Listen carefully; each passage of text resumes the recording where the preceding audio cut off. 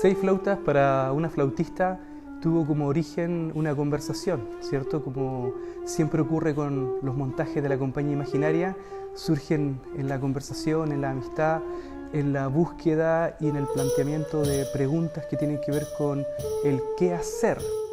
Surgió la idea de hacer un concierto escénico donde estuvieran involucradas las flautas de Tania von Arx, todos los instrumentos que ella tocaba. Y ahí fuimos descubriendo cosas muy interesantes, como por ejemplo que los instrumentos también tienen una biografía. También hay un relato del cual nos parecía tremendamente interesante poder compartir con los espectadores. Bueno, este proyecto nace en un comienzo siendo 5 flautas para una flautista. El que propone la idea inicial es Jerko. Como tenés 5 flautas, están en casa, siempre las tocas, ¿por qué no 5 flautas para una flautista? Entonces, al comienzo yo medio como que ya uno se asusta como músico, sabiendo las dificultades que eso conlleva en cuanto a no tanto la interpretación, porque uno toca esas flautas, sino en cuanto a las transiciones, cómo yo llego de un instrumento a otro en cuanto a cambio de columna de aire, golpes de lengua.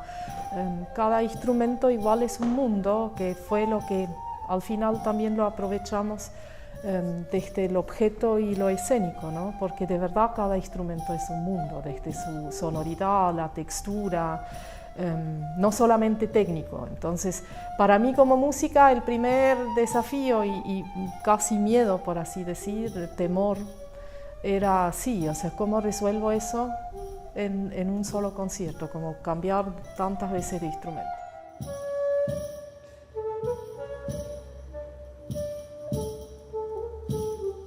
Así es que decidimos con Tania probar, buscar las obras que fuesen adecuadas a este espectáculo y trabajar nuestra hipótesis o nuestra consigna más importante de este último periodo de la compañía imaginaria, que es considerar que la música es un arte escénico, es decir, la música en escena. De ahí, una vez que nos aprobaron el proyecto, se agregó la 6ª flauta y pasó a ser 6 flautas para una flautista, que es la tiwanaku, la flauta más antigua del Nuevo Mundo de Sudamérica, que es una traversa también, y esa flauta es muy particular y muy especial, tiene más de 1600 años, es una flauta que nunca sonó en vivo, o sea, resucitó y volvió a sonar a través de ese proyecto. En cuanto a un instrumento que se vuelve a poner, o sea, se resucita en cuanto al nivel sonoro, pero también como en todo un entorno de investigación, primero por un etnomusicólogo y compositor, que es Rafael Díaz, con el trabajo en conjunto con Marcela Cornejo, que elaboró una máscara, porque es un instrumento chamánico, entonces hay una máscara de jaguar, que también hubo una investigación, un proceso. Y para mí era, sigue siendo, es descubrir un nuevo instrumento, una flauta que nunca se tocó, no hay antecedentes, entonces todo es nuevo, es un nuevo sonido, son nuevas digitaciones, es una nueva columna de aire, y era agregar un mundo nuevo a 5 mundos que de por sí también son diferentes. Entonces por ahí había un gran desafío que creo que en mi caso como música me sirvió mucho que sea un concierto escénico, porque me arma esos puentes entre un instrumento al otro de manera muy natural, que si fuese solamente un concierto sería bastante más complejo, creo.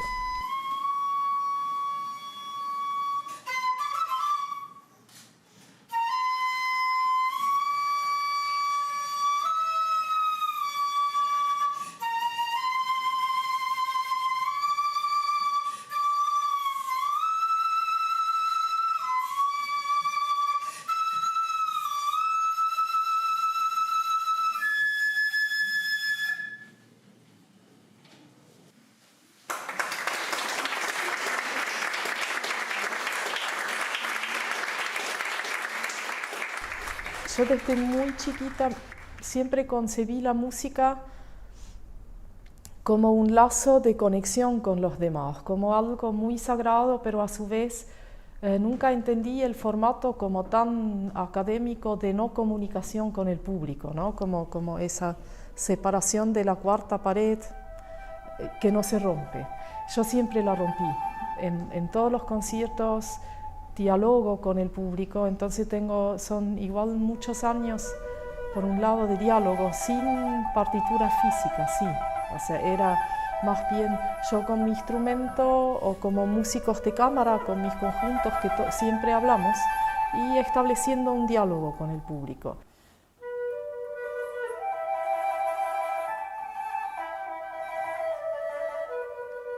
Entonces, al considerar la puesta en escena, decidimos que debíamos trabajar todos los aspectos estéticos propios de la escena, que tiene que ver con el aparecer de los instrumentos, y ahí trabajamos la idea de poder que los instrumentos estuviesen constantemente expuestos, es decir, nos parecía que los instrumentos musicales, en este caso las 6 flautas, debían siempre estar a la vista del espectador.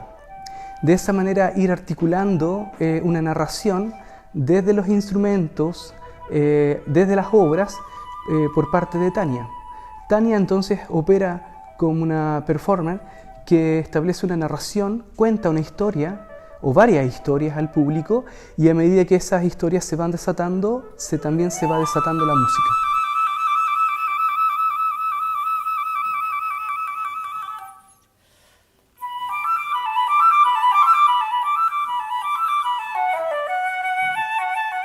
Lo que el concierto escénico agrega son recorridos, son contextos, son partituras físicas, son tiempos y espacios que la música los tiene, pero que se llevan a lo físico también, que es muy bonito y que en realidad a mí me resultó mucho más natural de lo que pensé. Hay cosas que me cuestan más, sí, por supuesto, porque como música me son bastante más ajenas, pero en general me resultó hay mucho más puentes entre la música y la performance de lo que uno en realidad cree, porque todo el tiempo nos ponemos en escenario, entonces en realidad y a mí personalmente me ayuda mucho la investigación también, o sea, todo lo que es sentido en cuanto a recorrido, en cuanto a espacio y tiempo, traslados o movimientos, en general está la misma historia en este caso de cada instrumento. Los dispositivos en los cuales instalamos las flautas también fue un tema que debíamos resolver, puesto que cada instrumento tiene un valor enorme y no se pueden dañar. Así es que en ese sentido pudimos contar con la colaboración de María José Besoaín y de Alejandro Valls, con el cual les planteamos estas inquietudes de que necesitábamos que los instrumentos, en tanto objetos considerados estéticamente también, debían estar expuestos permanentemente, pero al mismo tiempo seguros, dándole garantías a la Tania, que es la músico y dueña de los instrumentos, de que estos instrumentos no caerían, no se dañarían. De ahí fue la iluminación. El trabajo de iluminación fue tremendamente importante porque nos parece de que debemos trabajar las distintas herramientas que nos ofrece el trabajo de la luz, que tiene que ver con la generación de atmósferas. Consideramos que la luz también es un elemento narrativo o que acompaña la narración también, la abre y condiciona la percepción del espectador. Así es que nos hemos preocupado también de que la luz sea un agente activo. Por otra parte, está el vestuario de Tania, ¿cierto? A través de Marianne logramos considerar que el vestido debía ser un objeto también manipulable, transformable, que va evolucionando a medida que el concierto y sus distintas flautas se van interpretando. De esa manera ir transitando por 6 mundos, porque cada flauta, cada biografía y cada obra plantea mundos completamente diferentes.